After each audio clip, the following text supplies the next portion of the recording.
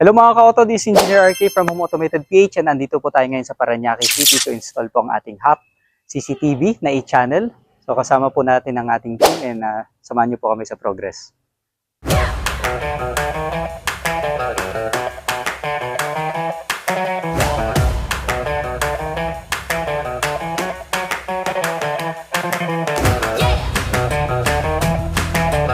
Hello mga ka-auto, so this is Engineer RK from Home Automated PH and day 1 po tayo ng ating installation ng ating CCTV. So i-channel po yung inaway ng ating clients and ang gawin yung ating samahan sa pagmamount ng ating mga cameras. Nakita niyo dyan sa ating likuran. Na-mount yung isang camera na nakatutok po dito sa area na to ng property. Okay.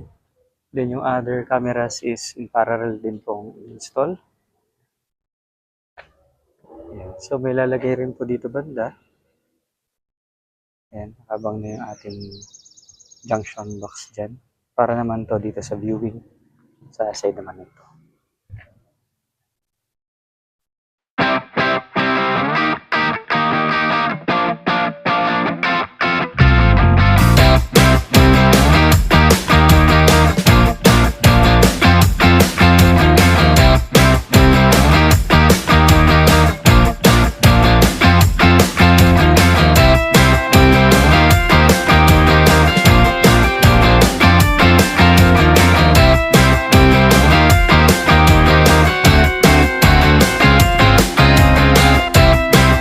Hello mga ka-auto, so ayan, ito yung location ng ating cameras. So, meron tayong isa doon para sa view dito sa garage and dito sa pedestrian gate.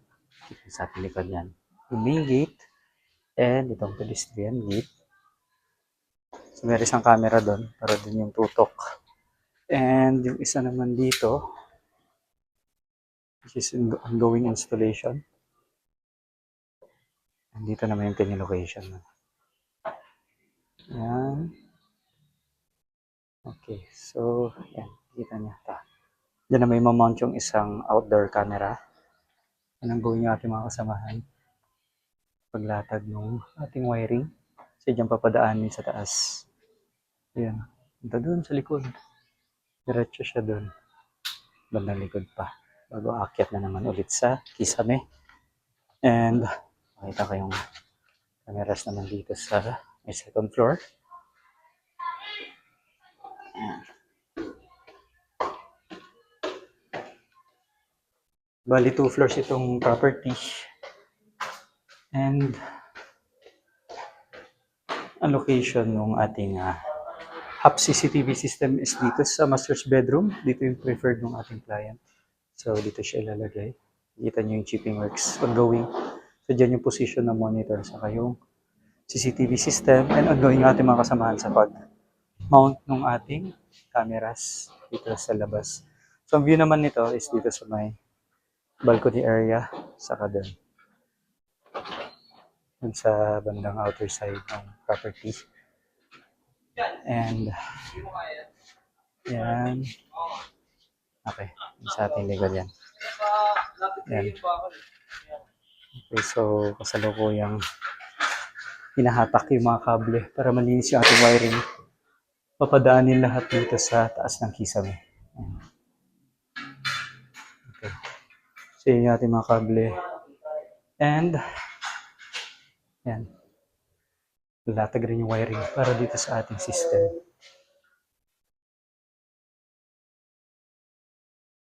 Okay. And dito naman, meron tayo isang camera dun sa may pool area. Lalagay. Yan.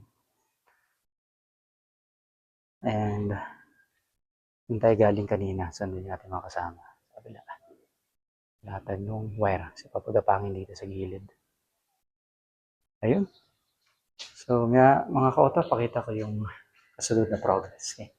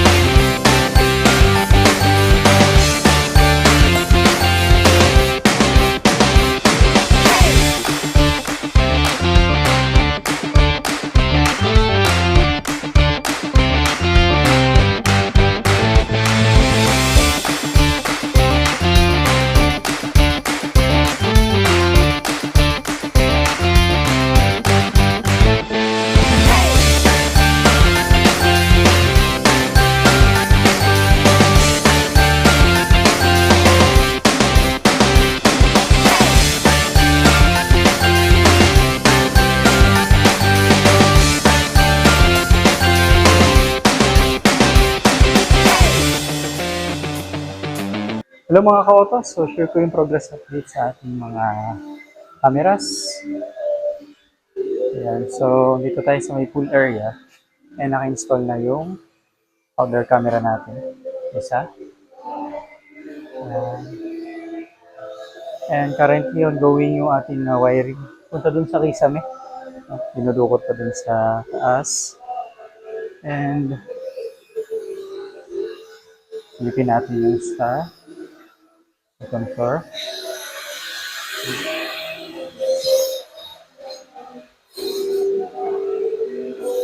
Ayan. So dito sa may staircase area, nakamount na rin yung isang camera. Okay. So ang field of view naman nito is para dito sa mga rooms. Kita ko sa inyo yung mga umakyat sa rooms. And ito tayo sa master's bedroom. So yan, nakalatag na yung mga wires galing sa taas. So 8 channel po yan. And ganda na po yung isa nating outdoor cam na yung field of view naman is para dito sa main gate and pedestrian gate. And currently in-install yung isang camera na nakatutok dito sa may tank area. So dito ilalagay natin yung system. Dito lahat yung mga cables. Drop dito and dyan i-attach yung ating monitor sa yung ating system ng ating CCTV. And ito. Tapos ang gawin yung pag-natag ng wires. That's sa taas. And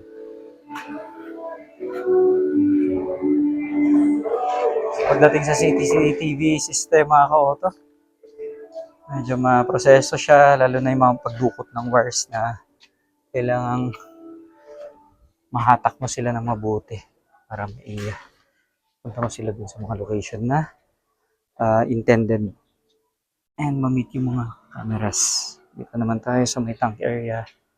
Ayan. So, ang gawing installation dun sa isa nating camera. Okay. Ayan. So, nilalatag natin yung ating mga wires. Nalagay ng moldings. As much as possible, nakatago, ano? Ayan. So, dudukutin natin hanggat sa kaya. Hanggat sa kayang abutin. Pero pag wala ng choice, is magmo-moldings tayo. Which is, pag moldings, maganda rin naman siya at flat. And lalo na kapag puti yung iyong wall, no? So magmamatch yung ating moldings. Okay? So, yan. Yung latest update natin.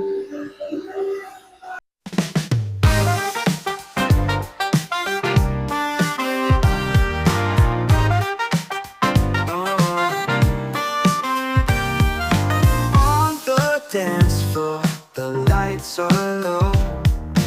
Bodies moving in perfect sync. We go, heartbeats pounding, a rhythm so fast.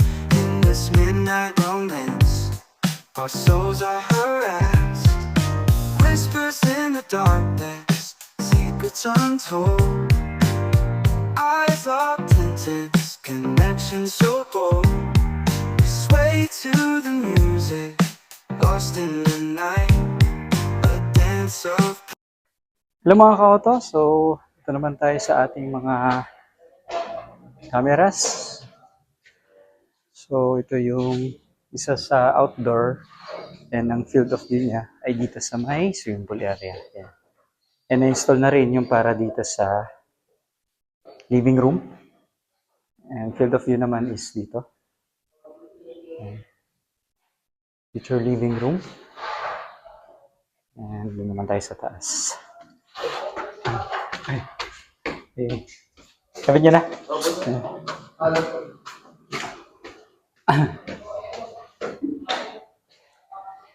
So, pakita ko yung video dito sa taas. So, andun yung camera natin.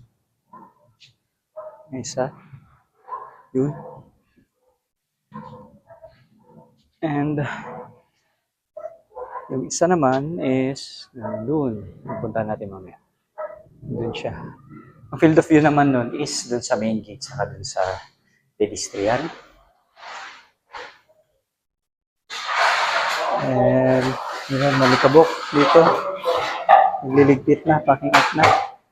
Yan na.